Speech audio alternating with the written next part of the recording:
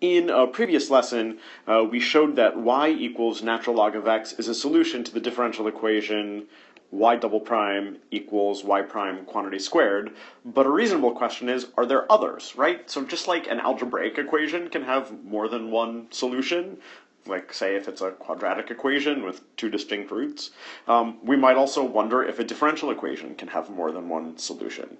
So for this particular differential equation, I'm going to try this solution here, natural log of c1x plus c2. And I don't need to tell you how I got it. We're just going to take it as a candidate solution and see if it is in fact a solution.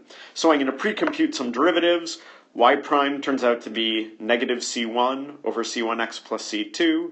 Y double prime is c1 squared over c1x plus c2 quantity squared. And plug into the left-hand side of the differential equation, it's just y double prime, which we have. Right-hand side is y prime squared, so I take my y prime from above and I square it.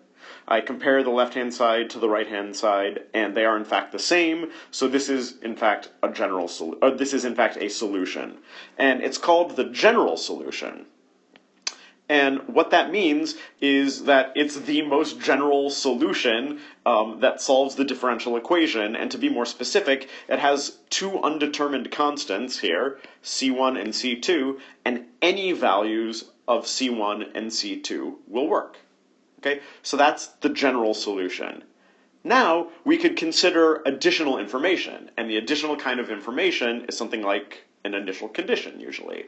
So let's assume that, I'm going to take not an initial condition, but a condition at another point. So I'm going to take that y of 1 is 0, and y prime of 1 is negative 1. I could have specified the value of y somewhere else, but I chose to do it at x equals 1. So when I plug in the first condition, y of 1 equals 0, I get that minus natural log c1 plus c2 is 0. I plug in the other condition, plug it into y prime, and I get minus c1 over c1 plus c2 equals negative 1.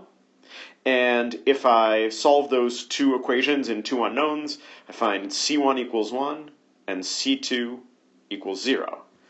Plugging those constants into the general solution, I get y equals minus natural log of x.